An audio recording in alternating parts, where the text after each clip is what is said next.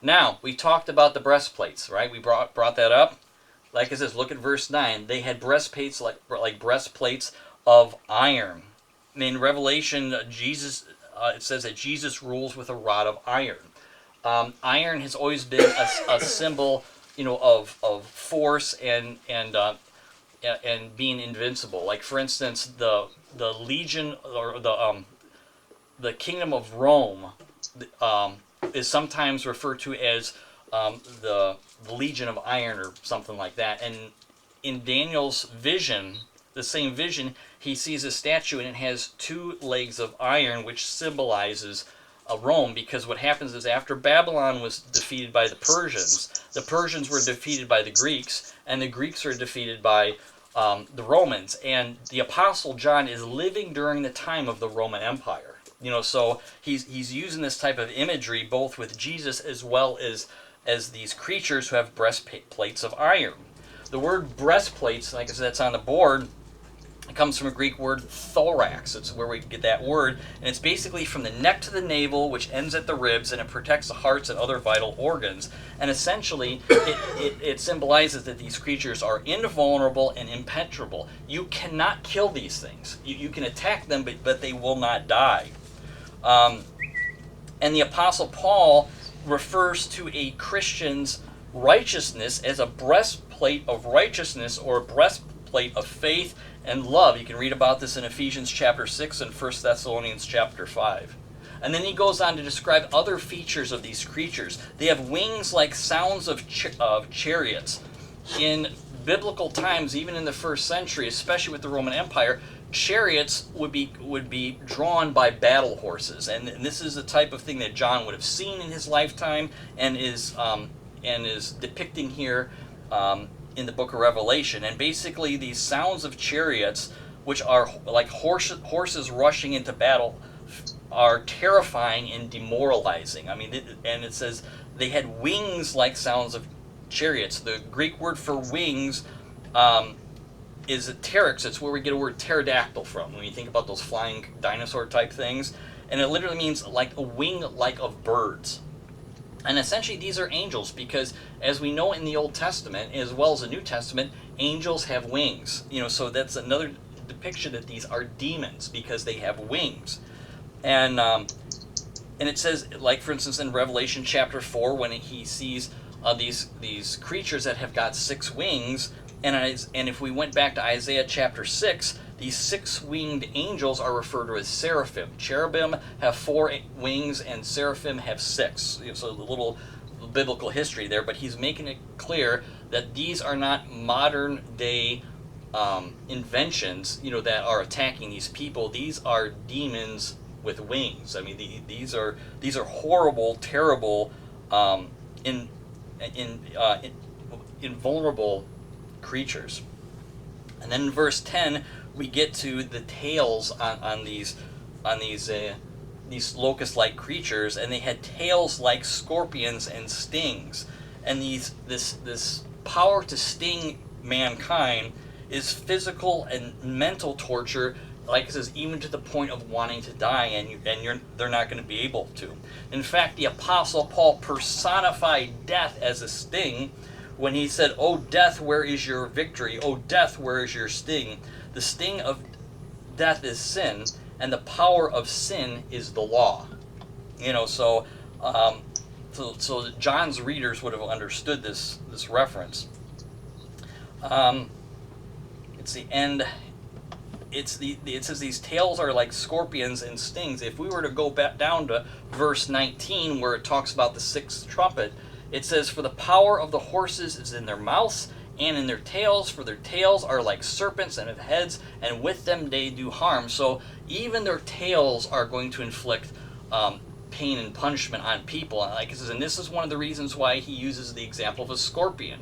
For anybody that lives in Arizona or the southern parts of the United States, scorpions like kind of dry, hot desert, and they will actually use their tails in order to sting you, and if you get stung by a scorpion, it can result in intense pain. So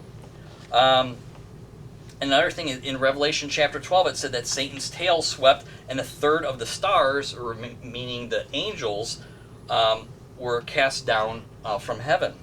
And again, he repeats, this goes on for 5 months, and the reason for 5 months is because they only live for that period of time.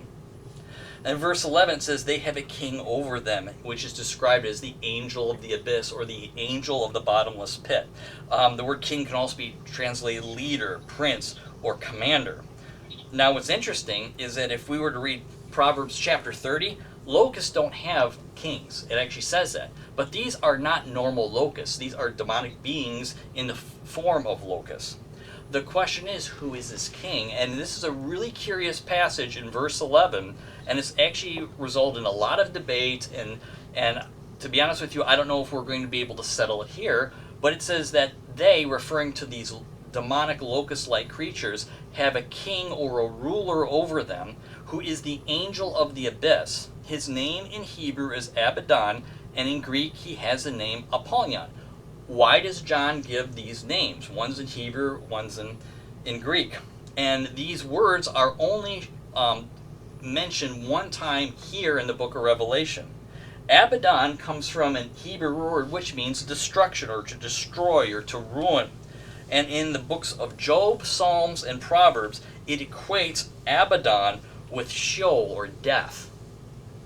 And Apollyon in Greek, which is a Greek translation of Abaddon, means destroyers, or destruction, destroyer. This is who this ruler of the abyss is. And it's from another Greek word which means to perish, to render useless, to abolish, to put to death. It's a metaphor to devote or give over to eternal misery in hell. So it's the idea that this is the ruler of hell, so to speak. Now Jesus is a king of hell. He rules over hell. He rules over the people that are going to be there. But this person, or this individual, this Apollyon, this Abaddon, is a demonic type creature.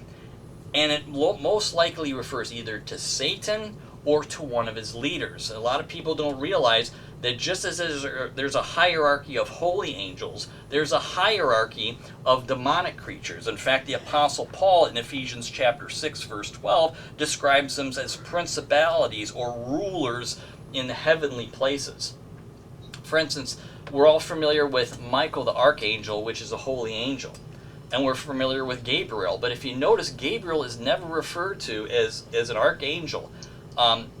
Tradition tells us that he's an archangel, but the New Testament never describes him that way. The only archangel that's ever mentioned in the Bible is Michael.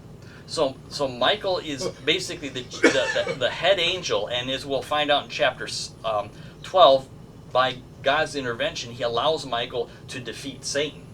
But if we were to go back into the New Testament, it states that Michael was not able to overcome Satan when they were disputing over the body of Moses. And so instead of going directly to Satan, he said, "The Lord rebuke you." So just as there is a hierarchy of angels that are holy, there's a hierarchy of angels or demons, on Satan's side. So the ruler of the abyss, this angel of the abyss, most likely is either Satan or one of his leaders, one of his generals. And then John finishes up the chapter on a very sober note when he says, "The first woe is past. Behold, 2 woes are still coming after these things." The word woe, unfortunately, doesn't have a really good English translation. Even a direct translation doesn't do it justice.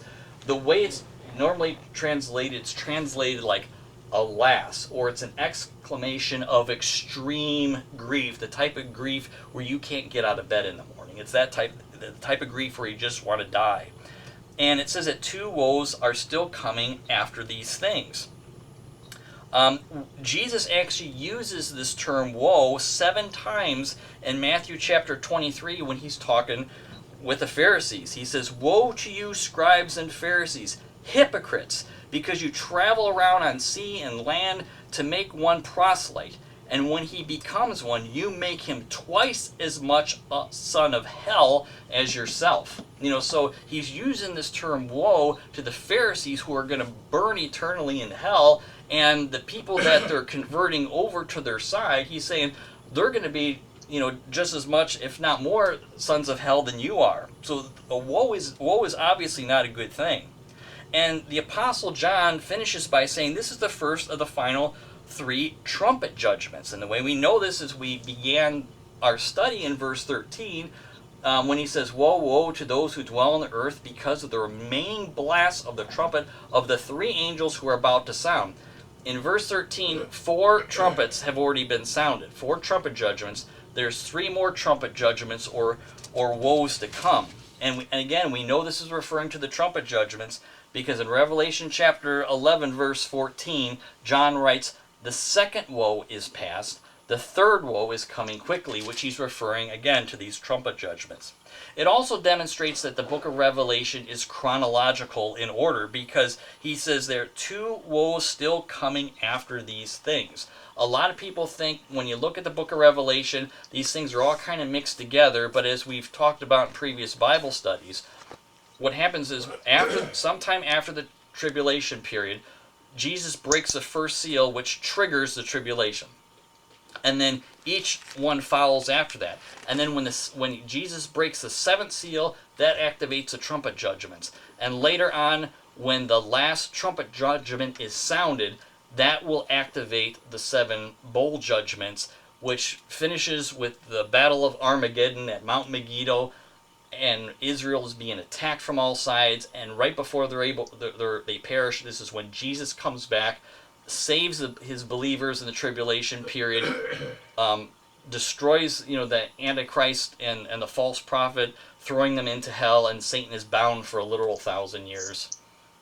And with that, we conclude our Bible study. For our next Bible study, we're going to talk about the sounding of the 6th trumpet judgment, where we're going to talk about who or what are these 200 million horsemen, which are the numbers of the armies that are the next judgment that's going to be inflicted on an unbelieving world, as well as the 3 plagues that are going to take place after it.